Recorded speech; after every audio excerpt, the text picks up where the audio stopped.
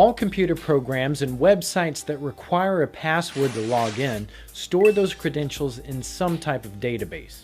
And I'm sure you've heard or read about some big online companies whose user databases have been hacked or stolen and innocent people's passwords revealed. How does this happen? Well, it's through a hacking process known as SQL injection, where hackers can exploit flaws in coding designs to gain access to a database. But we'll cover SQL injection another time. To add a bit more security, passwords aren't stored in a database as is, or in plain text.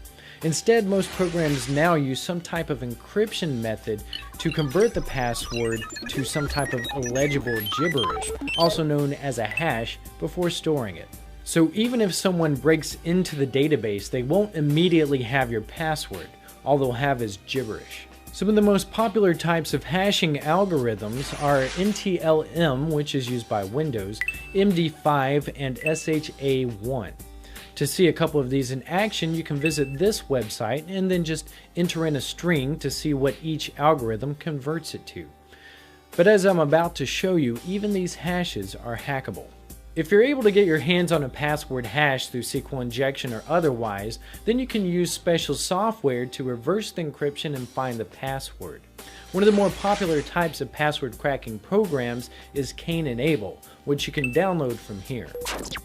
Once it's installed and launched, you'll see tons of different hacking tools, but the one we're going to focus on is under the Cracker tab, which is used for cracking passwords.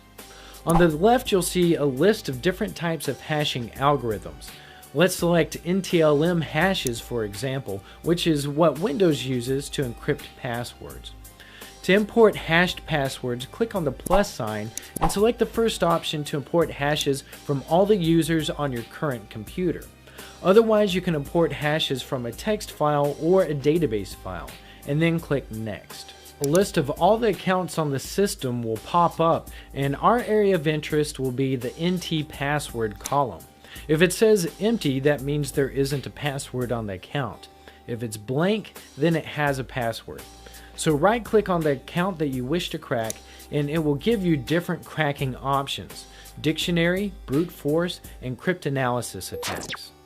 A dictionary attack reads from a list of preset passwords to try. If you go to this website, you can download a list of the 10,000 most commonly used passwords.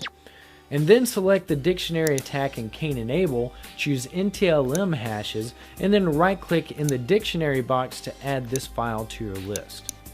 When you click Start, the program will cycle through the list of passwords and convert them to the NTLM hash to see if it matches the hash in the database. If it finds a match, it will then display what the password is. The speed at which this process completes depends on the speed of your computer. The dictionary attack is the fastest way to crack a password, but only if it's in the list. If it's not, the next fastest way is through a method called brute force. Brute force is essentially a method of trying all possible combinations of letters, numbers, and/or symbols and then hashing them until it finds a matching combination. This is where the complexity of your password really pays off. On average, more than half the passwords on the internet are lowercase letters and 6 characters in length. On my i7 laptop with 16 gigabytes of RAM, that only takes 30 seconds to crack. So if that's you and someone breaks into LinkedIn or Twitter's databases, you're screwed. To use brute force in Kane-Enable, right-click on the user, select brute force, and then select NTLM hashes, and it will bring up a new window with criteria regarding the password complexity. As you can see, adding just one number to your password raises the crack time to 4 minutes. Adding a number in uppercase letters takes more than an hour. Then throwing a symbol into the mix bumps it up to about 5 hours. Still, this is a very short amount of time when it comes to your security. But if you include all those characters and then increase the length of your password to say 10, the time to crack it increases exponentially. In this case, it'll take about 18,000 years. Now that's more like it. Brute force is the most common means of password cracking. But there's a third option called cryptanalysis, which is simply the study of cryptography to see if it can be breached. This method of cryptanalysis uses what's called rainbow tables. Without getting overly complicated, a rainbow table can be a long string of millions of hashes.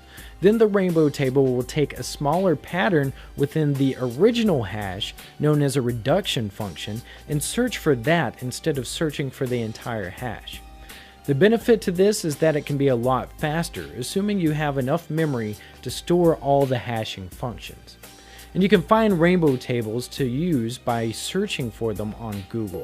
So with that, you now have 3 different options to try and crack other hashing algorithms. What are your thoughts on password cracking? Is it evil? Can it be useful? Let me know what you think in the comments below.